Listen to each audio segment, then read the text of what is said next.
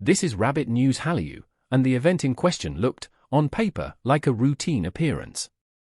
Xiao Zhan attended 2 engagements at K11 MUSEA in Tsim Sha Tsui, Hong Kong, on the afternoon of August 19, in his role as a global brand ambassador for YSL Beauty, an outdoor stage segment and an unannounced appearance in the mall's main atrium.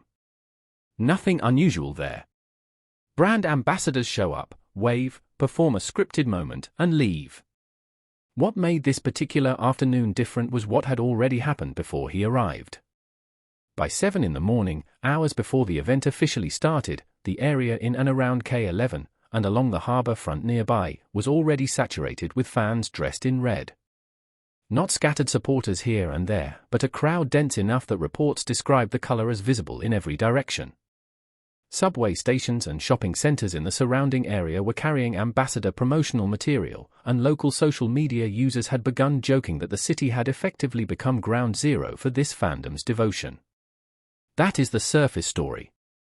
A popular actor draws a large, visually coordinated crowd. It happens.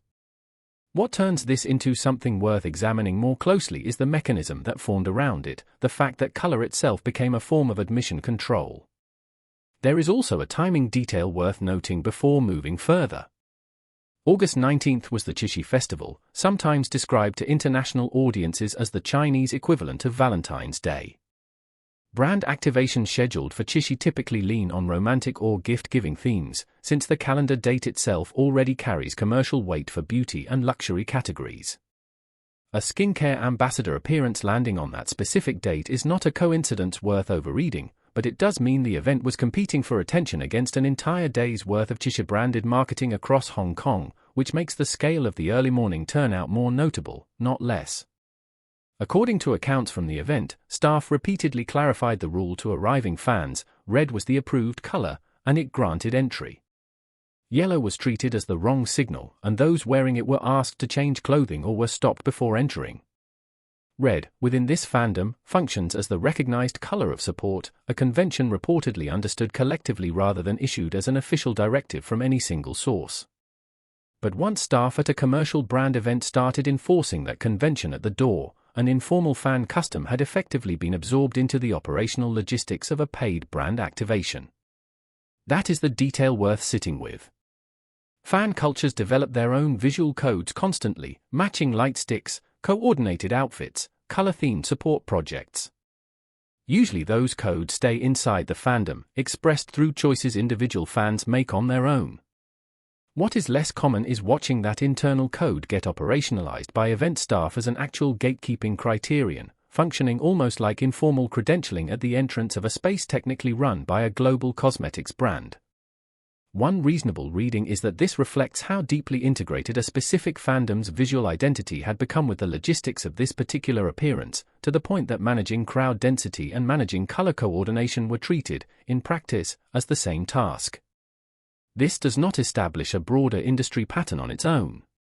It is a single event, observed through fan and social media accounts rather than an official brand statement, and it should be read as exactly that, one clear illustration of how fan visual culture and event control can intersect at a specific moment, not as a description of how celebrity brand events generally operate in Chinese entertainment. What makes the color detail worth returning to is what happened on the other side of that same entrance. Once inside, according to fan accounts, Xiao Zhan had his staff deliver a specific message to the crowd that had been waiting, in some cases since early morning, in Hong Kong's August heat: drink more water. Staff reportedly called this out directly to fans at the site, framing the message as coming from him personally rather than as generic housekeeping advice.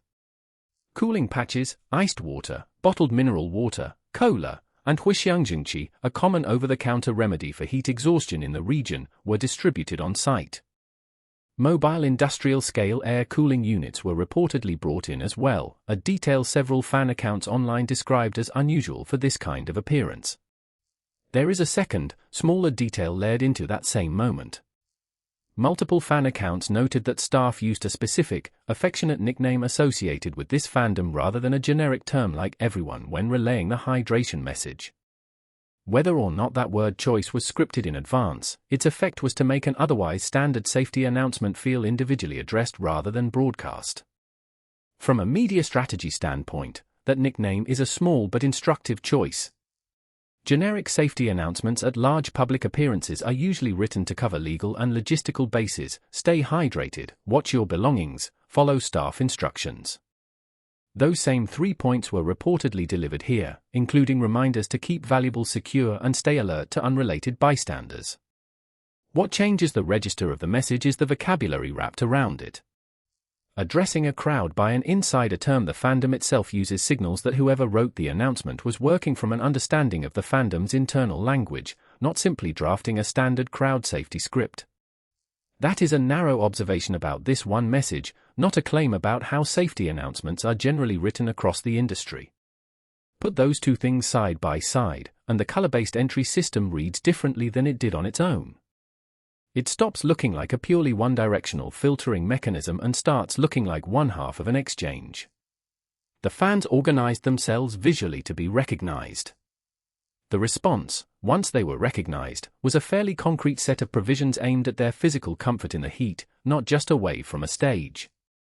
Fan reactions circulating afterward described the sequence using language like a two-way journey, a framing that reflects how the crowd itself interpreted the gesture, not an objective measure of intent on the part of the artist or the brand. It is worth being precise about what can and cannot be concluded here.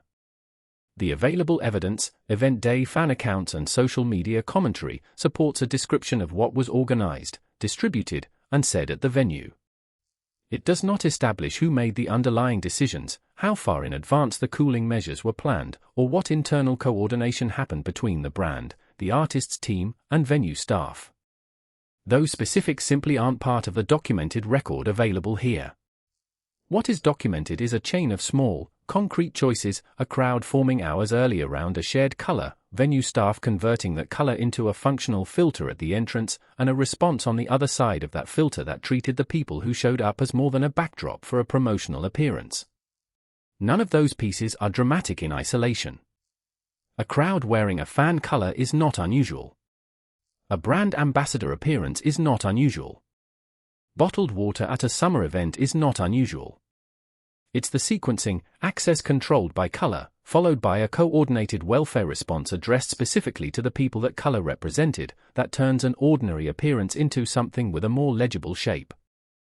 For an international audience less familiar with the scale some C-ent fan turnouts can reach, this case offers a useful, narrow illustration rather than a sweeping conclusion. Fandom visual identity, brand event logistics, and artist-side crowd care can intersect closely enough that a color choice at 7 a.m. ends up shaping who gets through a door that afternoon, and what happens to them once they're inside. Whether that pattern repeats at other events, for other artists, or under other brands isn't something a single afternoon in Hong Kong can answer. What it can answer is how, on this particular Qixi Festival appearance, an unofficial rule about a wristband that never existed still managed to draw a very real line. It is also worth separating the two audiences who experienced this story differently. For fans physically present, the reward for organizing around the color red was immediate and tangible: cooling equipment, drinks, and a message that used their own internal vocabulary. For fans watching from outside Hong Kong, the reward was different: reassurance, expressed in online commentary encouraging others to hydrate at home and to remind fellow attendees to replace lost electrolytes.